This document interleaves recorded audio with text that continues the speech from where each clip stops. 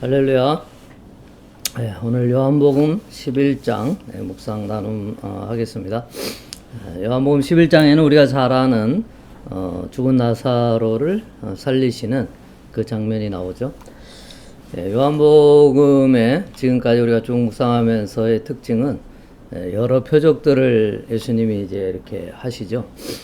일으키시는데 오늘 표적이 7번째 표적입니다. 총 7가지의 표적이 나오는데 그 중에 이제 마지막 표적이 되겠고요. 가나 혼인잔치, 소경을 낫게 하는 거, 38년 된 병자를 고치시는 거, 소경을 낫게 하시는 거, 여러 가지가 이제 있죠. 근데 그 모든 표적이 그 표적을 일으키는 데 목적이 있지 않고 그 표적 뒤에 항상 설명이 있습니다. 요한복음을 읽어보면 그 설명의 내용이 예수님이 원하시는 거였다는 것을 알 수가 있어요. 오늘 죽은 나사로를 살리시는 이 11장의 내용에서도 역시 마찬가지입니다. 죽은 나사로를 살리는 게 예수님의 목적이 아니고 그것을 통하여서 하나님의 영광이 드러나고 하나님의 뜻이 무엇인지를 계시하는 것이 예수님의 목적이었다는 것을 우리가 알 수 있죠. 또 요한복음에는 예수님이 어떠한 분, 선한 목자, 빛이 되신 분, 또 양의 문의 또 설명을 통하여서 여러 가지 그 예수님이 어떠한 분인가에 대해서 쭉 설명하고 있고 또 특징은 예수님이 이 땅에 우리의 삶에 모범을 보여주셨다. 예수님이 하나님이시기 때문에 지금 단독으로 모든 걸 하실 수 있지만 내가 자의로 말하지 않고 오직 듣는 것을 말한다.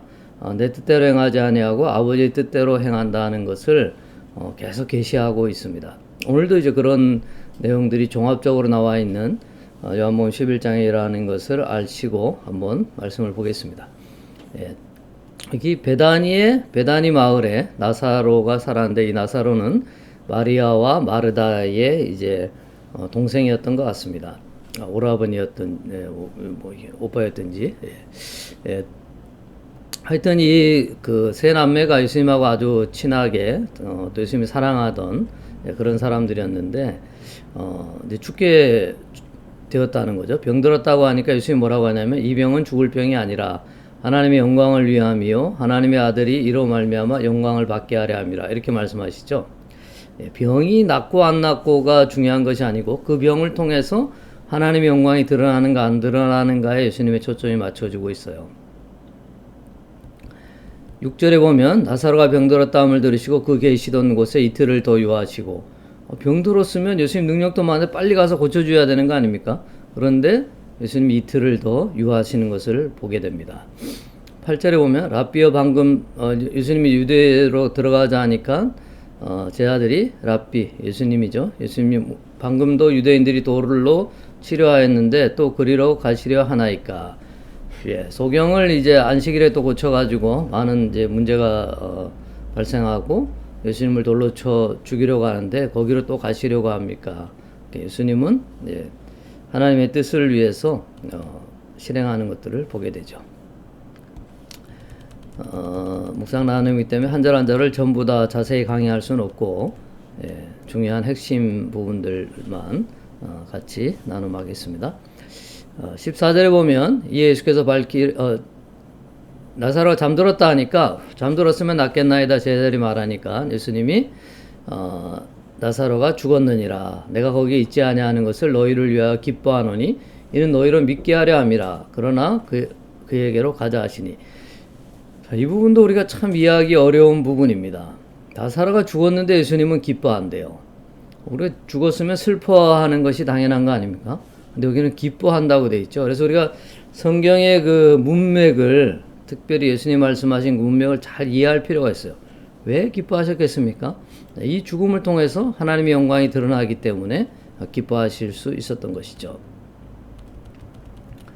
그거로 봐서는 우리가 병이 들고 병이 낫고 심지어 병이 걸리는 것, 병이 낫는 것 자체가 그 문제가 아니라 그 병 가운데 하나님의 영광이 드러나는가, 그 병을 통해서 하나님을 더욱더 알아가는가, 하나님 누구신가를 경험하는 이것이 더 중요한 것임을 성경을 통해서 우리가 보게 되는 것입니다. 21절에 이제 그 나사로 죽은 것으로 예수님이 이제 이틀 뒤에 오니까 마르다가 나와서 이제 예수님을 맞이하죠. 그러면서 뭐라 합니까? 주께서 여기 계셨더라면 내 오라버니가 죽지 아니하였겠나이다. 죽었기 때문에 이제는 더 이상 소망이 없다는 거죠. 죽기 전에 오셔서 살리셨어야 되는데 죽고 나서 오셨다는 겁니다. 그러니까 예수님이 뭐라고 그래요? 예수께서 이르시되 나는 부활이요 생명이니 나를 믿는 자는 죽어도 살겠고 무릇 살아서 나를 믿는 자는 영원히 죽지 않으리니 이것을 내가 믿느냐. 예. 영생이 중요함을 여기서도 강조하죠. 뭐 나사로가 빨리 사느냐 마느냐 이것이 예수님에게 중요한 것이 아니고 영생의 부활에 대해서 예수님이 한 번 더 말씀하고 있습니다. 역시 이제 그 자매인 마리아도 똑같은 말을 합니다. 예수가 계신 곳에 와서 배웠고 그 발 앞에 엎드려 이르되 주께서 여기 계셨더라면 내 오라버니가 죽지 아니하였겠나이다. 마리아는 또 자기의 향유옥합을 깨뜨려서 예수님 말을 시켰던 사람이죠. 그래서 이제 마리아가 이렇게 말하는 걸 보면서 예수께서 그가 우는 것과 또 함께 온 유대인들이 우는 것을 보시고 심령의 비통이 여기사 불쌍히 여기사.